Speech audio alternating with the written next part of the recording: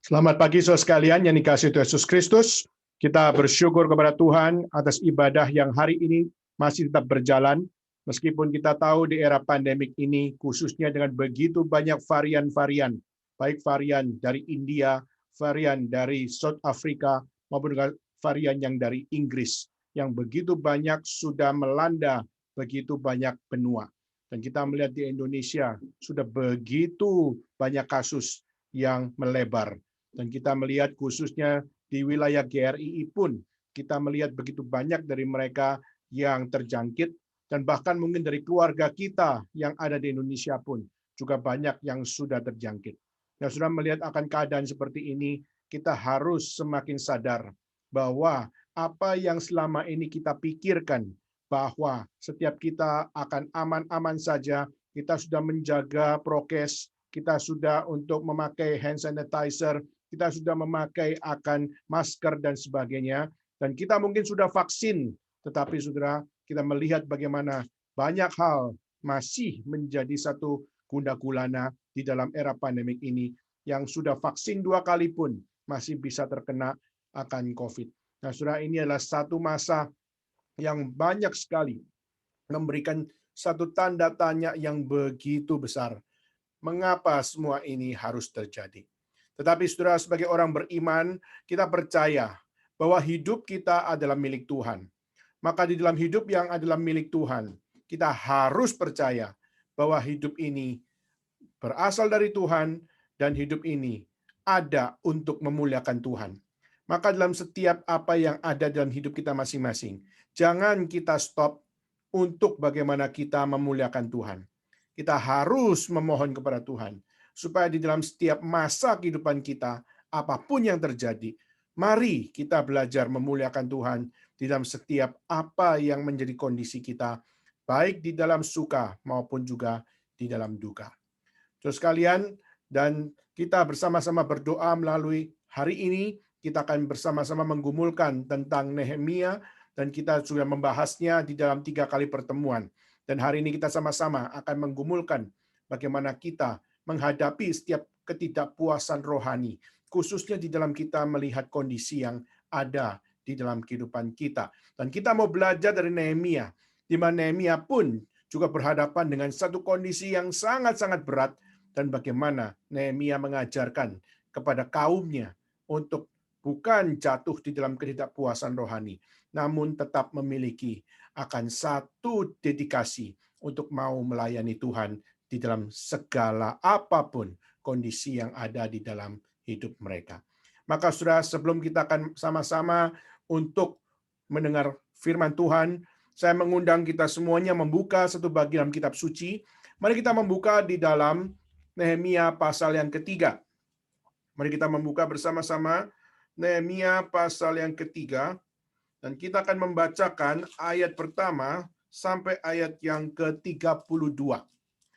Nehemia pasal yang ketiga, ayat pertama sampai ayat yang ke-32.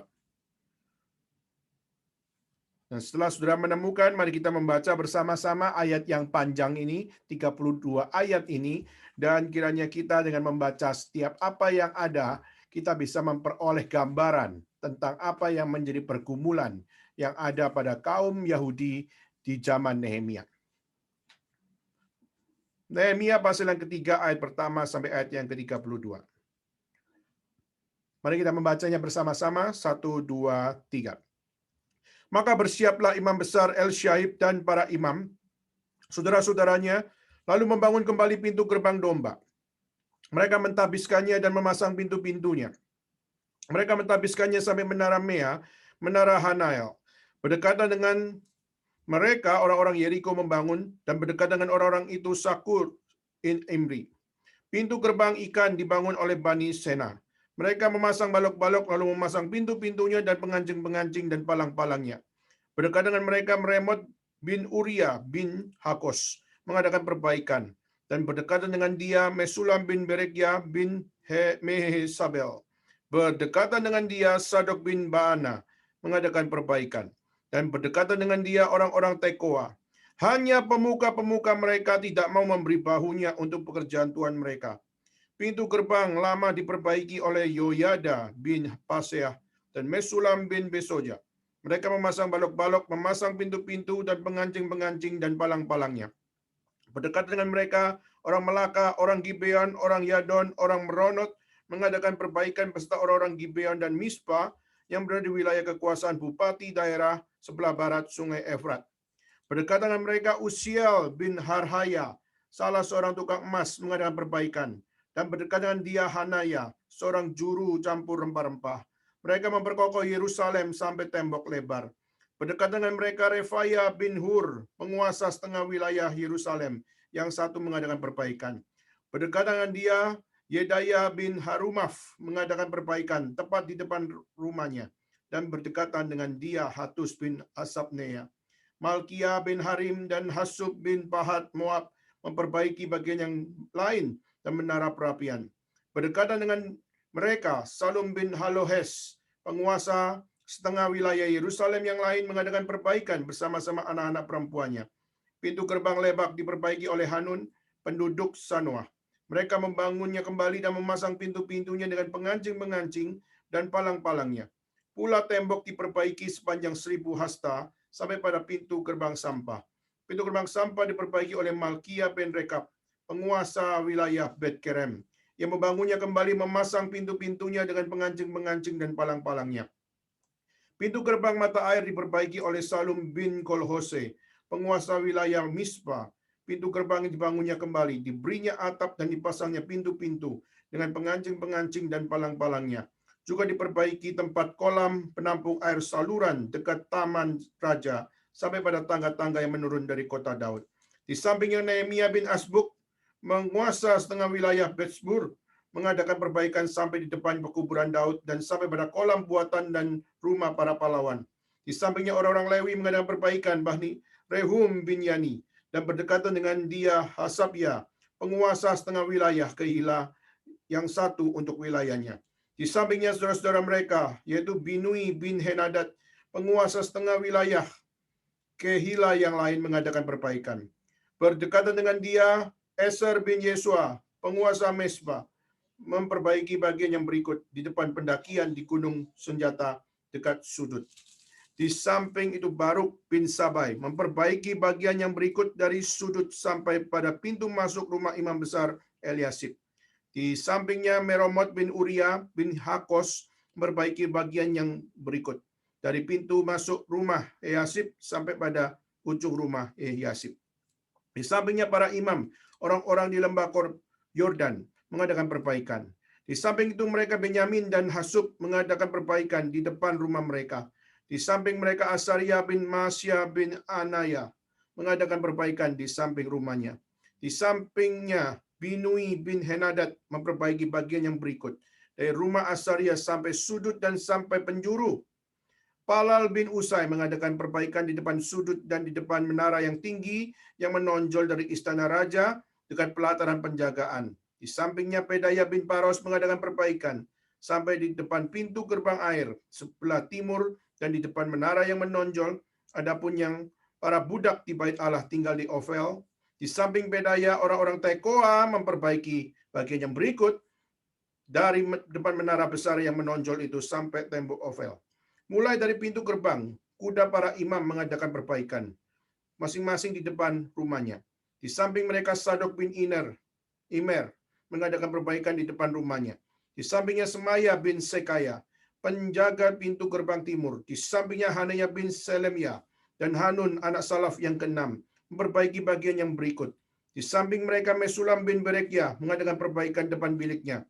Di sampingnya Malkia orang tukang emas mengadakan perbaikan sampai pada rumah para budak di bait Allah dan para pedagang. Di depan pintu gerbang pendaftaran dan sampai pada kamar atas di penjuru. Lalu antara kamar atas di penjuru dan pintu gerbang domba, para tukang emas dan para pedagang mengadakan perbaikan. Sekian pembacaan firman Tuhan. Mari kita sekali lagi turun kepala, kita bersama-sama berdoa.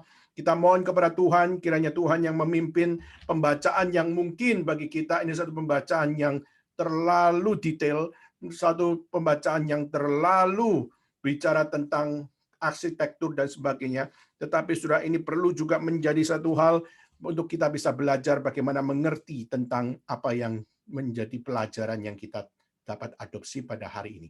Mari kita sekali lagi tunduk kepala kita bersama-sama berdoa. Bapa dalam surga, kami berterima kasih kepada Tuhan atas setiap kebaikan Tuhan, di mana kami pada hari ini sudah membaca firman Tuhan.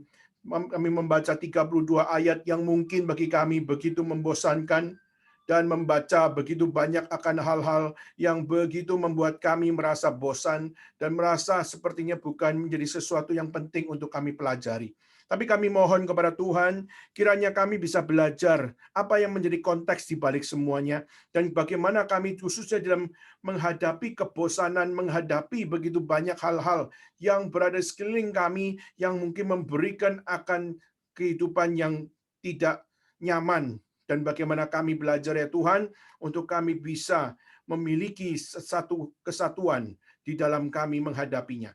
Mohon Tuhan campur tangan dalam setiap apa yang kami akan gumulkan. Mampukan hamba-Mu, sanggupkan dia untuk dapat menyampaikan kebenaran firman Tuhan dengan sungguh-sungguh. Jangan biarkan apa yang disampaikan bukan berasal dari Tuhan Allah. Tapi mohon Tuhan, biarlah Engkau yang pakai setiap apa yang dikatakan, yang di-sharingkan, yang diberitakan. Semuanya adalah berasal dari pimpinan Roh-Mu yang kudus. Tuhan, kami menyerahkan akan waktu pemberian firman Tuhan pada hari ini. Di dalam nama Yesus Kristus, kami bersama-sama berdoa dan mengucap syukur. Amin. Saudara sekalian, kita tahu bahwa di dalam kitab Nehemia, kita melihat bagaimana Nehemia bergumul luar biasa.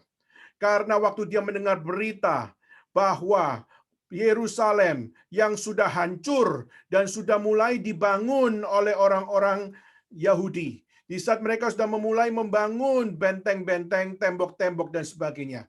Tetapi akhirnya kita melihat karena adanya situasi yang jelek, yang kita bisa lihat di dalam Nehemia pasal 1 ayat 3.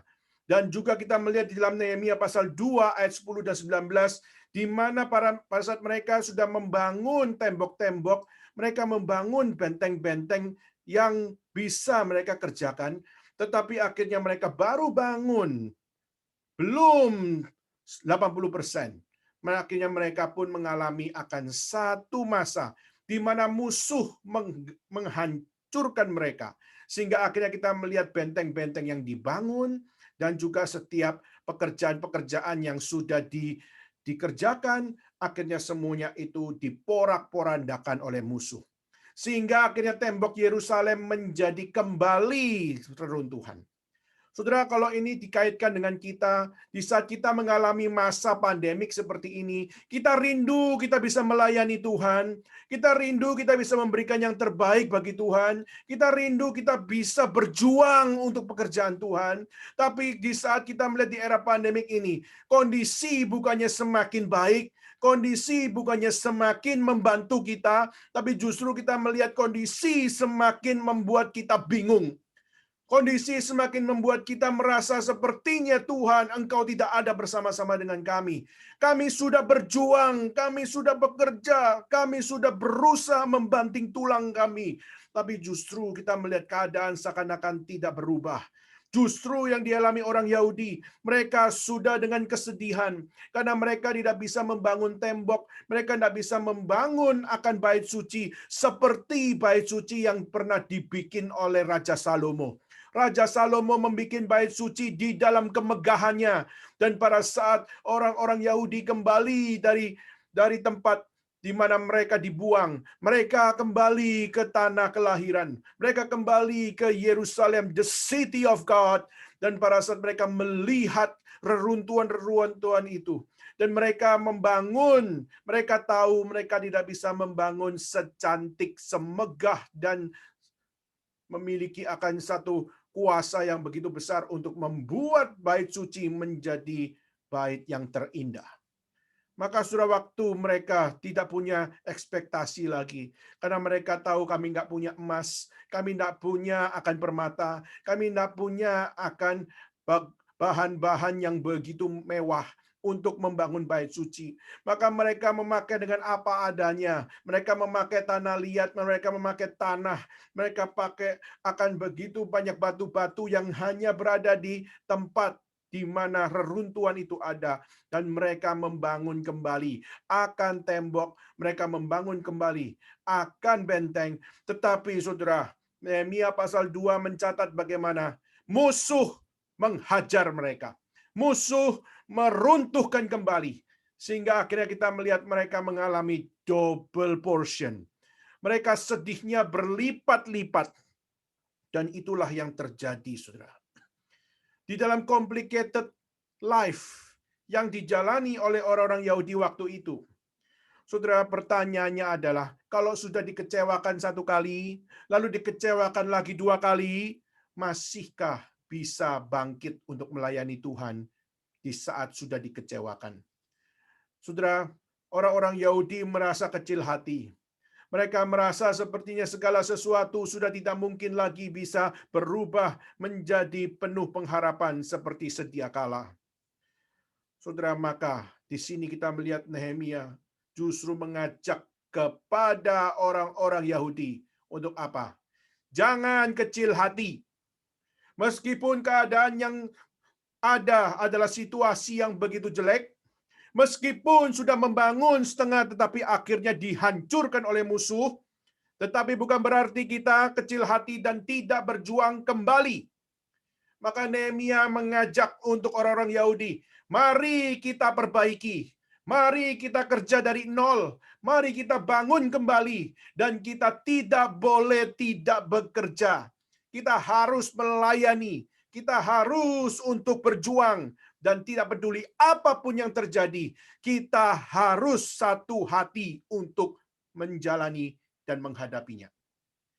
Maka saudara, kalau kita melihat di dalam Nehemia pasal 3 tadi, banyak sekali pembacaan-pembacaan dari golongan ini melakukan perbaikan di sini, perbaikan di situ. Kita melihat bagaimana tiap kaum menjalankan fungsinya, tiap kaum menjalankan pekerjaannya, tiap kaum menjalankan setiap proyek-proyeknya, bagaimana untuk membangun kembali. Maka saudara, ini memberikan pelajaran kepada kita bahwa tidak ada alasan di saat keadaan situasi menjadi jelek, kita tidak bisa melayani Tuhan lagi.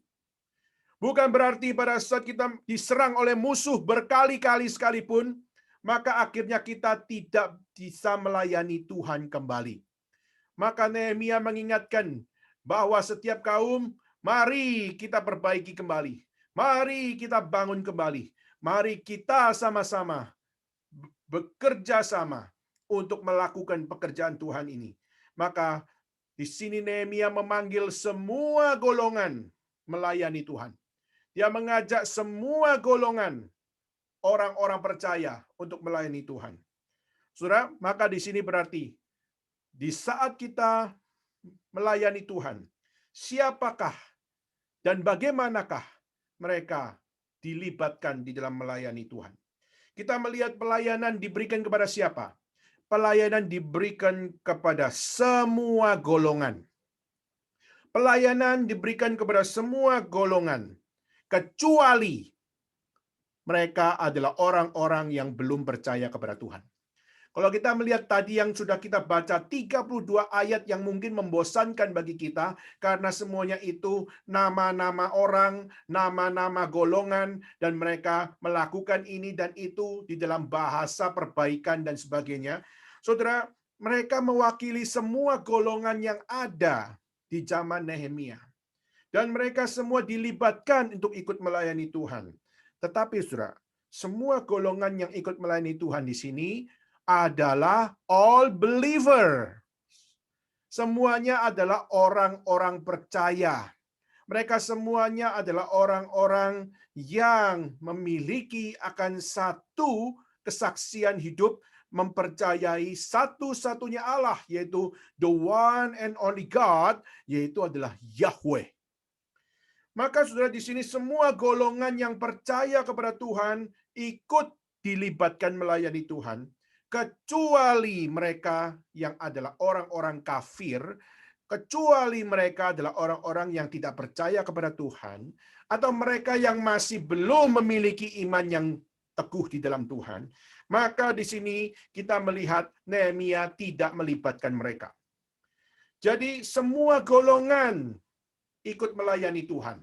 Tapi pertanyaannya, golongan yang mana saja yang Tuhan pakai di dalam pelayanan yang dipimpin oleh Nehemia?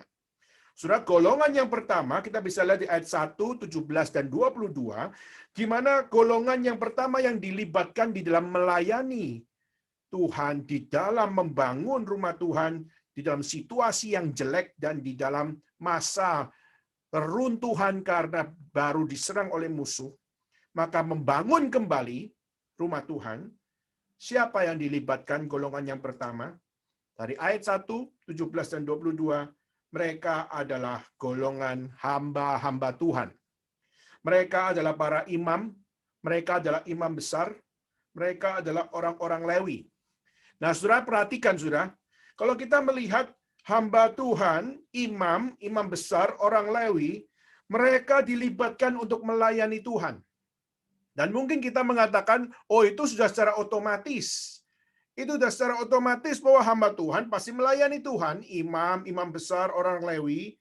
Yes, kita mungkin akan berkata, ya secara otomatis karena mereka adalah pelayan Tuhan, mereka adalah pengajar firman, maka mereka pasti melayani Tuhan.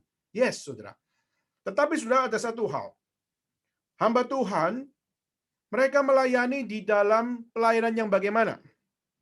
Saudara, kalau kita melihat pelayanan hamba Tuhan, pelayanan imam, imam besar, orang Lewi, seringkali adalah pelayanan yang dikaitkan di dalam pelayanan pengajaran. Yaitu adalah mengajar supaya mereka bisa mengenal kebenaran, mengenal Tuhan, mereka bisa hidup di dalam kebenaran, mereka bisa melayani Tuhan, maka hamba Tuhan ada untuk mengajar. Saudara, kalau kita lihat itu ada dalam Efesus pasal 4 ayat 12, yaitu adalah hamba Tuhan adalah untuk mengajar. Dan itu penting, saudara. Pengajaran itu penting. Tetapi saudara, kalau kita melihat di dalam konteks Nehemia, pengajaran tidak cukup. Memang pengajaran penting diajarkan oleh hamba Tuhan, pengajaran penting untuk diajarkan oleh imam, imam besar, bahkan orang Lewi, untuk mengajar. Tetapi kita melihat di dalam ayat 1, ayat 17 dan 22, kita melihat hamba Tuhan yang dimaksud di sini yaitu imam, imam besar, dan orang Lewi.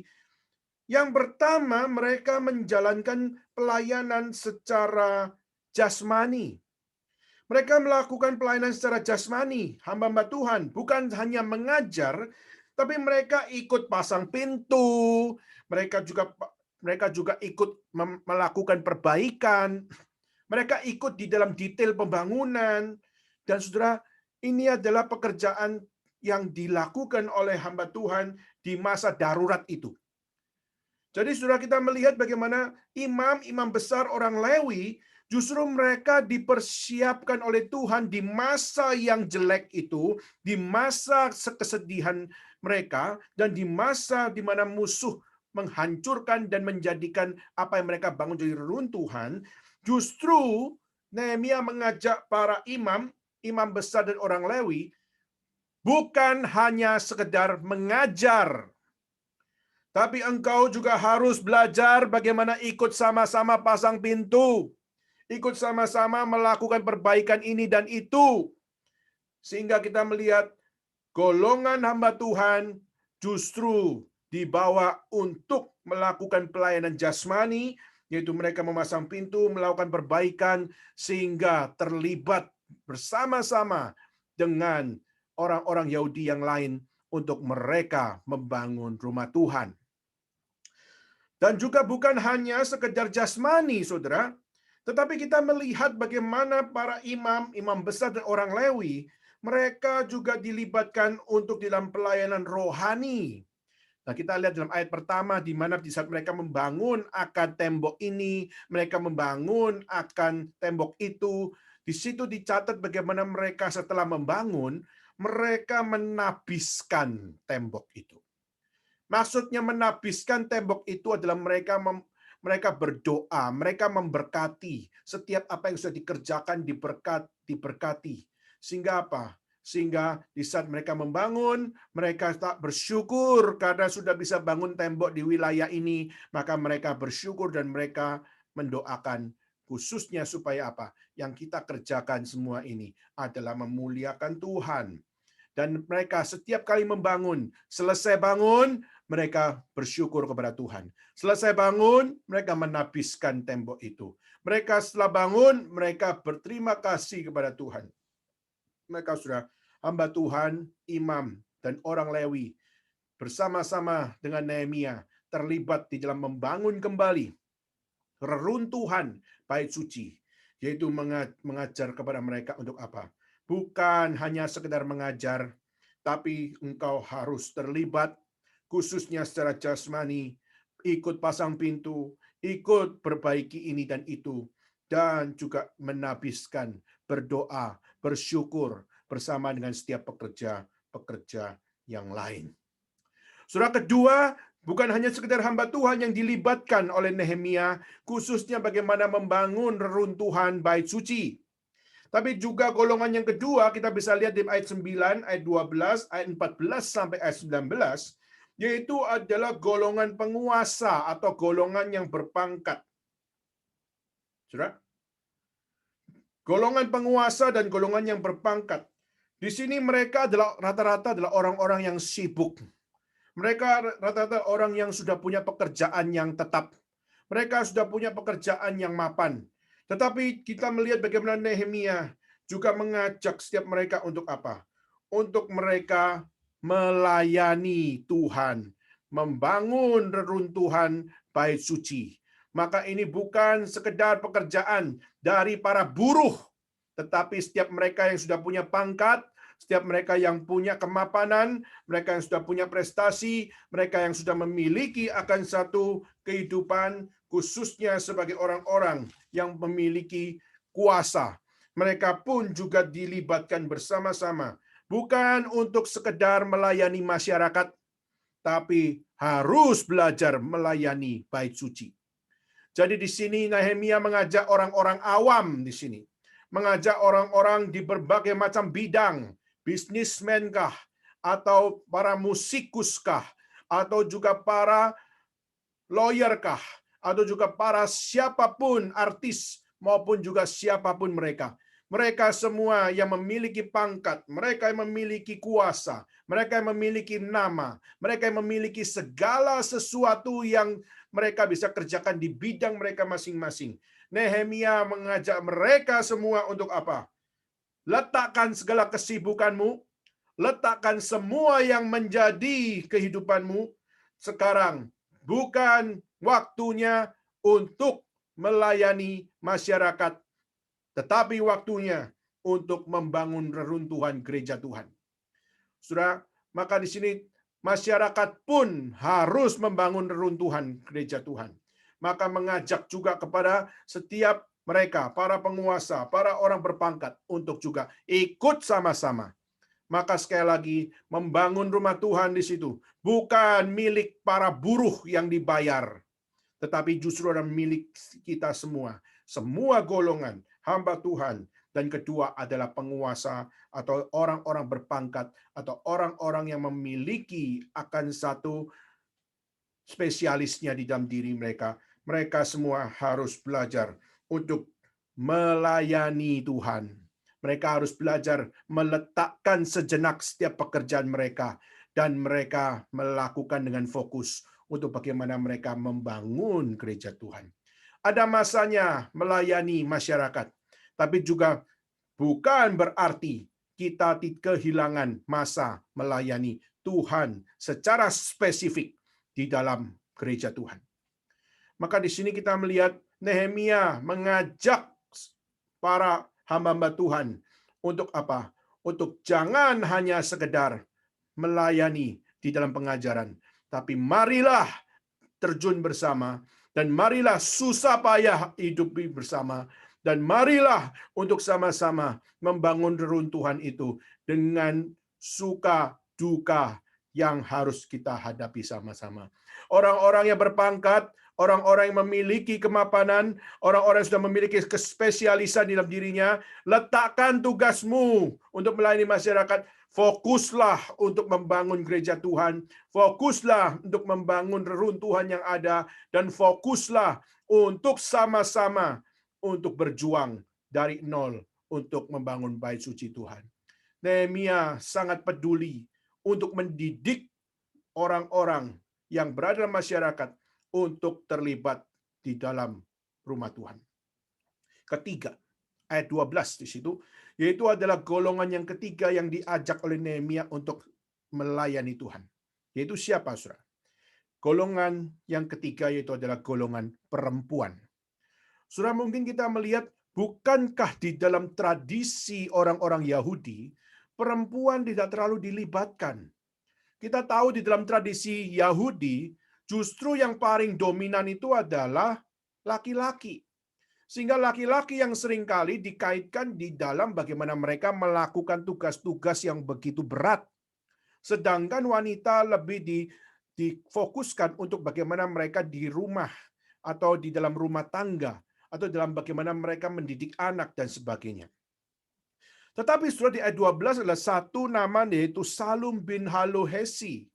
Di mana Salum bin Halohesi ini adalah seorang perempuan. Dan dia, meskipun dia seorang perempuan, tapi dia adalah seorang yang memiliki pangkat yang tinggi. Maka dia bisa dikatakan sebagai kaum penguasa. Dia bisa dikatakan orang yang golongan berpangkat. Tapi dia perempuan. Nah, meskipun dia dari golongan penguasa, dia dari golongan yang berpangkat, dan dia perempuan, tapi dia sendiri terjun di dalam melayani Tuhan, dan dia melakukan apa, saudara? Dia terjun melayani Tuhan, khususnya bagaimana mendidik, khususnya anak-anak rohani. Bagi siapa? Anak-anak rohani di dalam keluarga-keluarga, untuk mereka semua tidak kehilangan akan masa, khususnya di saat semua orang melayani Tuhan, semua orang melayani di dalam membangun reruntuhan, maka anak-anak mereka digeletakkan, maka anak-anak mereka dibuang, anak-anak mereka tidak diurusi.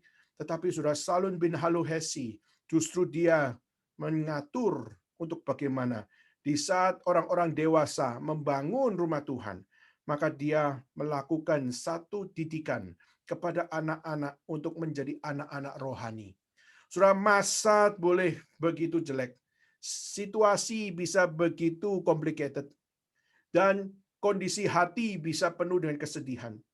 Tapi bukan berarti mendidik anak menjadi anak-anak rohani adalah sesuatu yang harus mengikuti perasaan hati. Tetapi saudara, mendidik anak-anak menjadi anak-anak rohani itu adalah satu tugas utama yang harus diingat senantiasa. Maka tidak boleh bagaimana segala sesuatu, khususnya dalam kondisi yang jelek, maka anak-anak yang seharusnya dibentuk menjadi anak-anak rohani, justru mereka akhirnya kehilangan pendidikan tersebut. Maka kita melihat di sini ada pembagian tugas.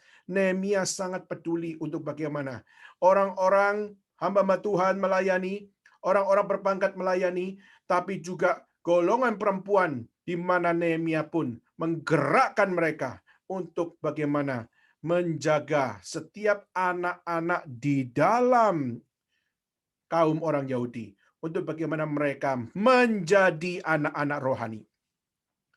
Saudara, ini adalah satu tanggung jawab yang luar biasa besar. Kalau dalam tradisi Yahudi, anak umur 5 tahun sudah dimasukkan di dalam sinagoge. Saudara, umur 5 tahun mereka sudah dimasukkan di dalam gereja.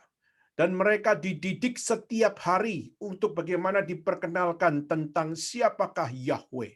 Mereka diperkenalkan tentang apa yang menjadi cerita Alkitab yang ada dalam perjanjian lama, di mana semua cerita Alkitab itu di-sharingkan untuk menyatakan apa? Untuk menyatakan God is great, menyatakan bahwa Tuhan itu besar, Tuhan kita adalah Tuhan yang begitu menakjubkan, Dan Tuhan yang kita percaya adalah Tuhan yang memimpin hidup kita. Meskipun Alkitab juga mencatat betapa hidup orang-orang Israel itu bebal, orang-orang Israel itu suka untuk komplain, dan juga suka sekali orang Israel itu untuk tidak taat. Tapi justru cerita Alkitab diberitakan kepada anak-anak dari umur 5 tahun setiap hari adalah untuk menunjukkan bahwa Tuhan yang satu-satunya itu adalah Tuhan yang ada bersama-sama dengan kita.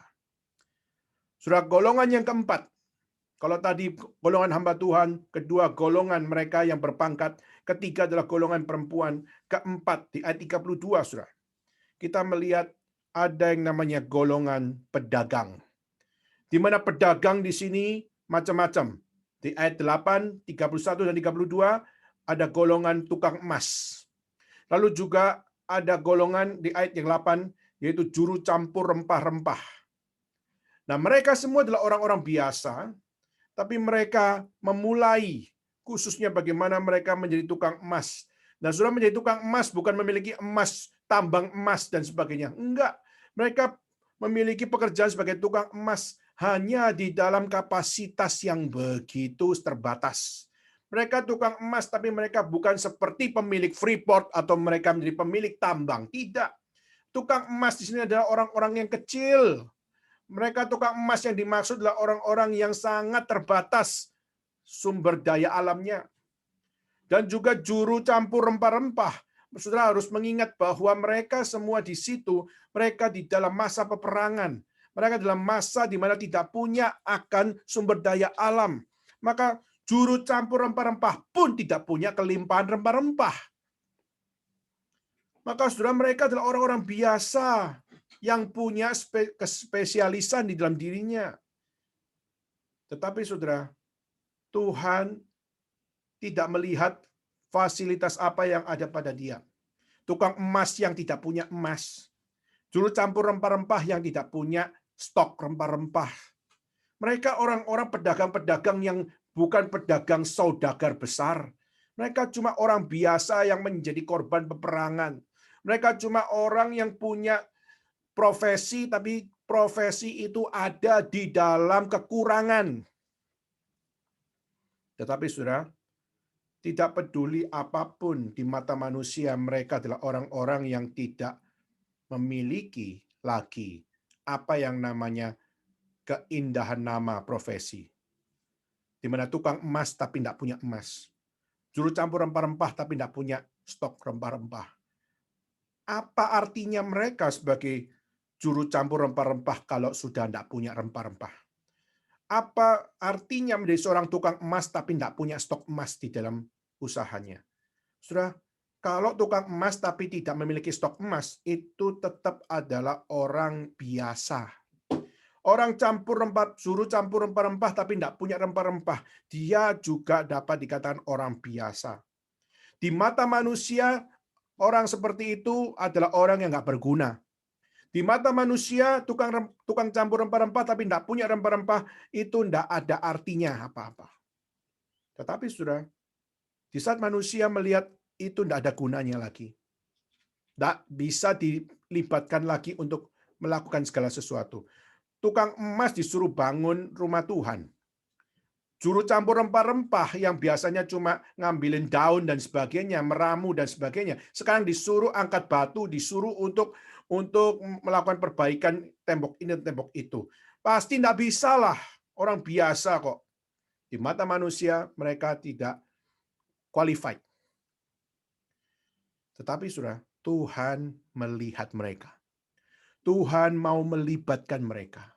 Tuhan mau mereka melayani Tuhan. Tuhan mau mereka datang ke rumah Tuhan. Saudara, ini adalah satu kelompok golongan-golongan yang dilibatkan oleh Tuhan. Kesamaannya dalam mereka semua adalah orang-orang percaya. Meskipun dalam perbedaan golongan, di dalam perbedaan setiap bidang-bidang mereka, tetapi Tuhan Allah melalui Nehemia menggerakkan golongan-golongan ini. Untuk apa? Berjuang dari nol melayani Tuhan. Berjuang dari nol untuk bagaimana membangun reruntuhan Yerusalem. Nah, saudara, maka di sini kita bisa melihat golongan-golongan ini dilibatkan oleh Tuhan. Maka kalau saya bertanya kepada saudara sekalian hari ini, saudara golongan yang mana? Mungkin saudara adalah seorang hamba Tuhan, saudara sudah melayani Tuhan bertahun-tahun, saudara adalah seorang yang punya akan satu hal di mana kehidupan saudara adalah saudara sangat aktif di dalam pekerjaan Tuhan. Tuhan memanggil kita kembali untuk bagaimana kita mengingat pekerjaannya yang belum selesai, kita kerjakan bersama. Tuhan juga memanggil mereka yang terhormat, mereka yang sudah memiliki akan satu kelebihan di dalam dirinya, yaitu mereka adalah orang-orang yang dikatakan penguasa, maupun mereka yang dikatakan berpangkat. Tuhan berkata, untuk apa? Mereka untuk terlibat bersama, dari nol, membangun kembali reruntuhan akan gereja Tuhan. Saudara, apakah engkau juga adalah orang yang seperti ini? Berpangkat. Engkau orang yang memiliki posisi. Maka Tuhan pun membawa setiap orang-orang berpangkat pun untuk fokus membangun reruntuhan, mengotori tangan mereka, memegang batu, dan membangunnya bersama-sama. Siapakah saudara hari ini? Apakah saudara juga adalah perempuan-perempuan yang seringkali kita merasa bahwa apa? Kita cuma secondary class. Laki-laki selalu dinomorsatukan. Perempuan seringkali dinomorduakan. Tapi tidak, saudara. Nehemia justru mengajak golongan perempuan. Kau adalah yang patut untuk menjadi golongan yang terlibat bersama-sama dan melayani Tuhan. Yaitu apa? Yaitu bersama-sama mensinkronisasikan apa yang dikerjakan oleh setiap mereka, khususnya laki-laki, yang dikerjakan oleh mereka, para pemimpin. Maka sebagai penolong, kita pun harus juga mendidik anak-anak rohani untuk bisa semakin percaya kepada Tuhan. Seringkali kita melihat keadaan bagaimana reruntuhan Yerusalem menjadi kesedihan. Lalu bagaimana musuh menghancurkan reruntuhan itu. Seringkali kita tidak punya lagi akan iman untuk mendidik anak-anak untuk semakin memiliki kerohanian. Kenapa? Karena kita sendiri kecewa, kita sendiri sedih, kita seringkali merasa bahwa apa? Seringkali merasa tersendiri. Tetapi justru kita melihat Nehemia mengatakan bahwa apa? Hei golongan Salom bin Halohesi, lakukanlah satu pekerjaan Tuhan. Didiklah anak-anak menjadi orang-orang rohani. Nah, saudara, inilah satu tanggung jawab yang sangat-sangat besar yang diberikan. Siapakah saudara hari ini? Mungkin saudara adalah pedagang, saudara adalah calon orang-orang yang bisa melakukan pekerjaan yang begitu besar. Mungkin di zaman dulu adalah tukang emas, juru campur rempah-rempah. Mungkin saudara hari ini adalah seorang fashion designer, atau saudara mungkin sekarang adalah seorang yang memiliki pekerjaan sebagai IT, engineering, dan sebagainya. Tetapi saudara, di saat kita mungkin seorang fashion designer, tapi kita di dalam kapasitas tidak punya desain apa-apa. Mungkin saudara seorang fashion designer, tapi saudara tidak punya bahan apa-apa. Atau kita menjadi seorang IT engineering, tapi kita nggak punya komputer. Atau kita IT engineering, tapi kita nggak punya project-project. Apa artinya seorang IT engineering jika kita nggak punya project engineering? Apa artinya menjadi seorang fashion designer, tapi kita nggak punya bahan, kita nggak punya desain, dan kita nggak punya apa-apa? Saudara, mereka di dalam masa seperti ini, reruntuhan, kesedihan, mereka yang punya kelebihan spesialisasi, tapi akhirnya semua mereka tidak bisa wujudkan, sehingga orang biasa itulah panggilan untuk mereka. Tetapi sudah, Tuhan melihat mereka, Tuhan melibatkan mereka untuk sama-sama melayani Tuhan. Saudara, ini adalah golongan-golongan yang Nehemia ajak untuk mereka membangun rumah Tuhan. Dan saudara, di dalam pasal 4 ayat 6, di situ ada satu penekanan, yaitu apa? Mereka bekerja keras. Mereka kerja keras mati-matian. Jadi semua yang tadi dikatakan golongan 1, golongan 2, golongan 3, golongan 4. Mereka semua dari berbagai macam background. Tapi mereka semua bekerja keras. Mereka bekerja keras bagaimana tembok bisa selesai. Bagaimana mereka bekerja keras, bagaimana segala sesuatunya bisa terbangun. Dan saudara, mereka membangun rumah Tuhan berapa tahun, saudara? Saudara, di dalam catatan, kurang lebih diperkirakan mereka membangun rumah Tuhan itu sampai 50 tahun lebih. Kenapa bisa begitu lama? Karena mereka tidak punya fasilitas apa-apa. Mereka harus dari nol membangunnya. Mereka harus dari nol untuk menciptakan inovasi. Mereka harus dari nol untuk bagaimana membawa diri untuk bisa menjadikan rumah Tuhan sungguh-sungguh bisa terjadi. Nah, saudara, tetapi hari ini saya akan fokus kepada satu kelompok. Kalau tadi, saudara, kita sudah membaca banyak ayat-ayat di situ. Kita melihat bagaimana dari siapa melakukan perbaikan di mana. Dari kelompok siapa mereka melakukan pekerjaan apa dan bagaimana mereka menuntaskannya. Kita melihat banyak persamaan pembacaan-pembacaan tadi. Tapi ada yang menarik, saudara, yaitu apa?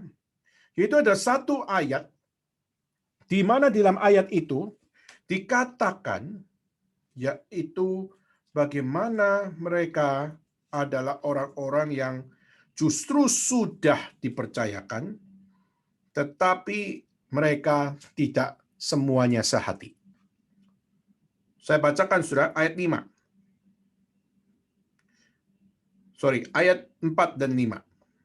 4b saya bacakan. Berdekatan dengan mereka Meremot bin Uria bin Haskos mengadakan perbaikan, dan berdekatan dengan dia Mesulam bin Berekia bin Mesibsabel. Berdekatan dengan dia Sadok bin Baana mengadakan perbaikan. Berdekatan dengan dia orang-orang Tekoa, saudara. Hanya pemuka-pemuka mereka tidak mau memberi bahunya untuk pekerjaan tuan mereka. Jadi kalau tadi kita lihat semuanya mereka ini kerja keras. Semua golongan-golongan kerja keras. Semua kelompok kerja keras. Semua kaum kerja keras. Tapi justru, saudara, waktu kita melihat ini, ada yang tidak mau bekerja keras. Kenapa? Karena mereka tidak mau memberi bahunya untuk bekerja. Jadi mereka pemuka-pemuka tidak mau memberikan bahunya untuk pekerjaan tuannya. Nah, pertanyaannya mungkin dua.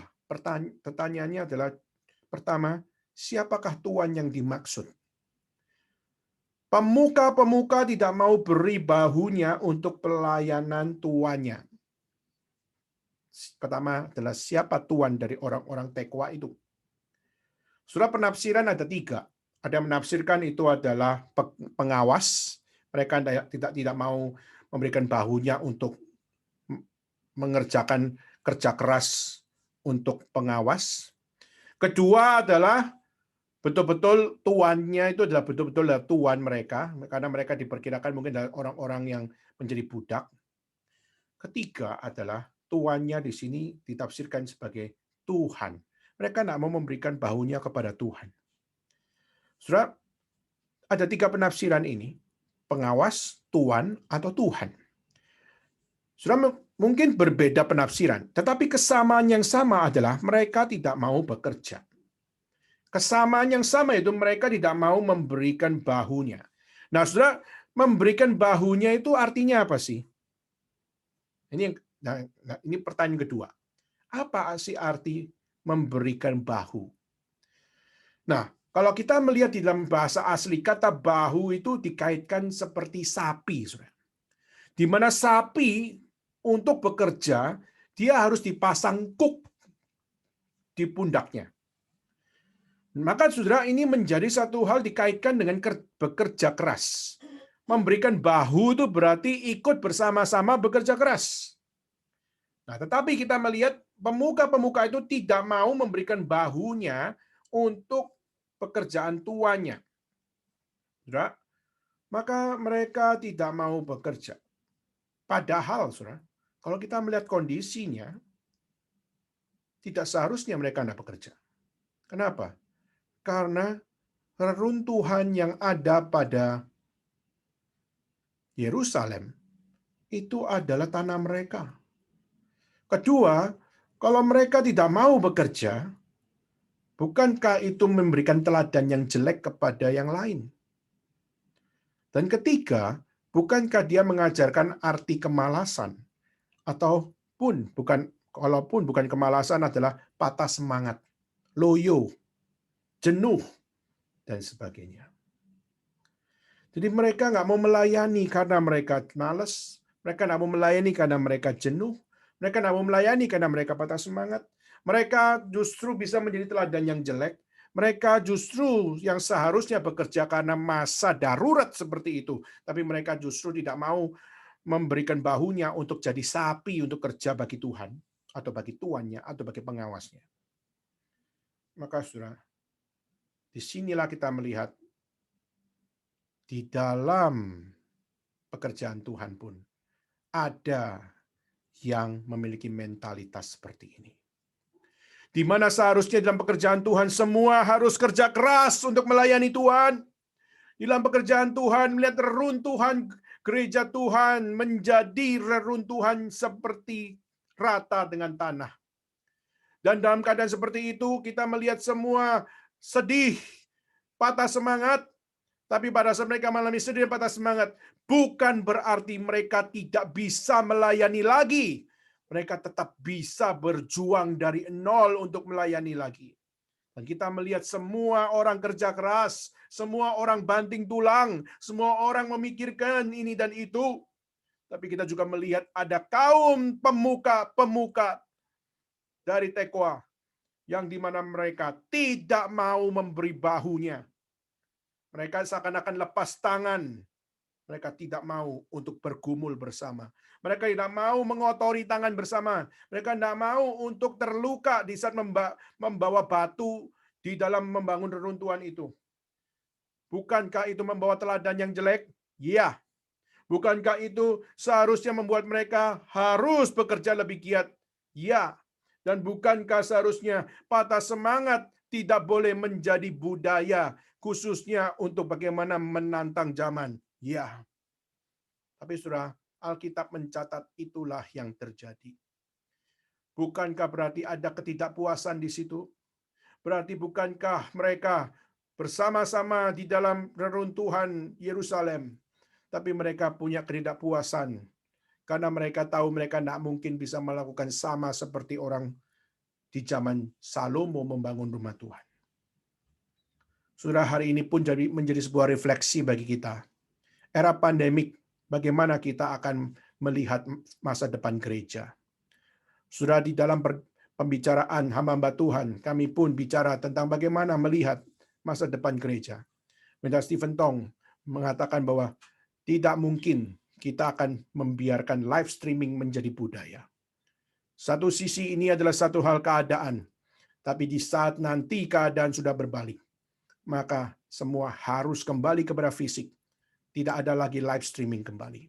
Meskipun live streaming viewer banyak, tapi ibadah membawa orang datang ke gereja, membawa orang datang ke bait suci. Mereka menyembah, berdoa, mendengar firman, dan dengan lutut mereka memohon kepada Tuhan. Itulah yang harus dibangun. Sudah baru 2 hari kemarin di Jakarta, kita melihat gubernur mengatakan bahwa tidak boleh ada kegiatan rohani. Di satu sisi kita melihat gereja terus mengajak untuk tetap fisik, tapi kita melihat gereja pun juga taat kepada pemerintah dengan tetap mengatakan bahwa kami menghimbau jemaat untuk tidak mengikuti secara fisik. Namun jika ada dari jemaat yang datang fisik pun, kami tidak menolak. Kenapa? Karena mereka datang kepada Tuhan. Mereka bukan datang kepada pendeta, tapi mereka datang kepada Tuhan. Maka itulah kenapa di dalam setiap kita masing-masing, hari ini memang kita sedang berusaha dibawa di dalam new normal experience. Tapi percayalah, new normal experience yang hari ini kita jalani seperti hari ini bukan sesuatu yang eternal. Ini hanyalah secara temporary saja. Dan kita tidak mungkin menjadi gereja yang selamanya menjadi virtual church. maka ini hanyalah terbatas. Ini adalah sementara. Kapan akan tiba waktunya kita bisa beribadah secara fisik kembali? Kiranya Tuhan yang mendengar doa kita. Kiranya Tuhan yang menghadirkan waktu dan kehendaknya. Dan sehingga pada saat waktu itu tiba, biarlah kita bisa bersyukur pada Tuhan. Karena kita bisa beribadah secara fisik. Kita bisa beribadah bersama-sama melayani Tuhan. Membangun seperti mereka di zaman Nehemia. Membangun reruntuhan gereja Tuhan, khususnya di dalam setiap complicated life di zaman itu. Dan hari ini kita pun perlu juga sama-sama lebih lagi punya akan semangat perjuangan. Untuk apa? Untuk melayani Tuhan. Dan biarlah Tuhan yang memimpin kita. Semakin kita dikobarkan oleh Tuhan. Semakin diberikan cinta oleh Tuhan. Meskipun keadaan menyedihkan, tapi biarlah kita belajar seperti Nehemia. Hei golongan hamba-hamba Tuhan, hei golongan berpangkat, hei golongan mereka para perempuan, hei mereka yang adalah para pedagang. Mari kita sama-sama, orang-orang biasa, mari kita sama-sama melayani Tuhan. Mari kita sama-sama membangun reruntuhan Yerusalem, dan mari kita dari nol. Kerja keras. Dan kalaupun ada yang tidak puas, biarkan mereka tidak puas. Kerjakan apa yang harus kita kerjakan. Dan kita dengan penuh taat, kita kerjakan. Dengan penuh harap, kita mengerjakan. Dan kiranya Tuhan sendiri yang menunjukkan jalannya kepada kita. Minggu depan kita akan lebih detail lagi bicara tentang bagaimana Nehemia membawa setiap orang-orang untuk punya keberanian untuk maju, memiliki keberanian untuk menghadapi setiap tantangan-tantangan yang ada, mengajak setiap mereka, khususnya jemaat Tuhan, mengajak mereka orang-orang Yahudi untuk jangan terjebak di dalam kesedihan, tetapi buka mata dengan iman, dengan berani, dan dengan percaya untuk menghadapi setiap tantangan-tantangan yang ada.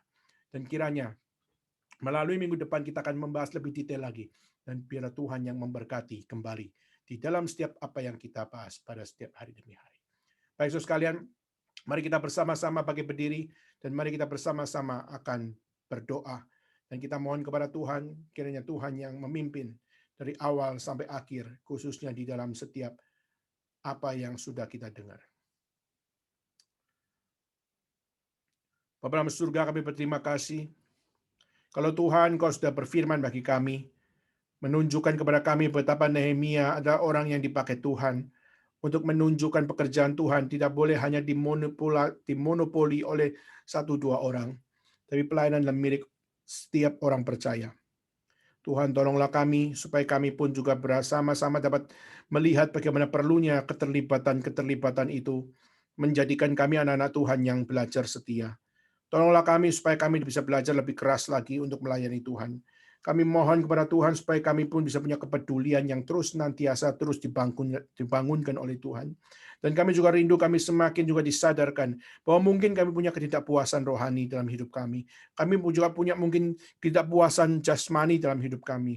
Tuhan, kami rindu, kami bukan terjebak di sana, tapi kami rindu Tuhan, kami percaya, beriman, dan memohon kepada Tuhan. Kiranya Tuhan yang membukakan kepada kami pentingnya kami untuk membulatkan hati, menyerahkan secara total seluruh apa yang dalam hidup kami bagi kemuliaan nama Tuhan. Tolonglah kami ya Tuhan yang seringkali kurang iman, tolonglah kami yang seringkali kurang percaya. Tuhan, biarlah Engkau yang mendengar doa seru kami. Inilah doa yang kami panjatkan, yang kami mohon. Di dalam nama Tuhan Yesus Kristus, kami bersama-sama berdoa dan mengucap syukur. Bapa, terima kasih. Bapa, terima kasih. Bapa di dalam surga, puji terima kasih. Amin. Dengan tetap berdiri, mari kita bersama-sama dengan gereja segala abad membacakan satu pengakuan iman yang berbunyi demikian. Aku percaya kepada Allah, Bapa yang Maha Kuasa, Khalik langit dan bumi, dan kepada Yesus Kristus, Anak yang tunggal Tuhan kita, yang dikandung dari Roh Kudus, lahir dari anak darah Maria, yang menderita sengsara di bawah pemerintahan Pontius Pilatus, disalibkan, mati dan dikuburkan, turun ke dalam kerajaan maut. Pada hari yang ketiga, bangkit pula dari antara orang mati, naik ke surga, duduk sebelah kanan Allah, Bapa yang Maha Kuasa. Dan dari sana ia akan datang untuk menghakimi orang yang hidup dan yang mati. Aku percaya pada Roh Kudus, gereja yang kudus dan am, persekutuan orang kudus, pengampunan dosa, kebangkitan tubuh, dan hidup yang kekal. Amin. Silakan duduk saudara sekalian, dan mari kita bersama-sama untuk menjalankan persembahan, dan kita akan menaikkan lagu yang berikutnya.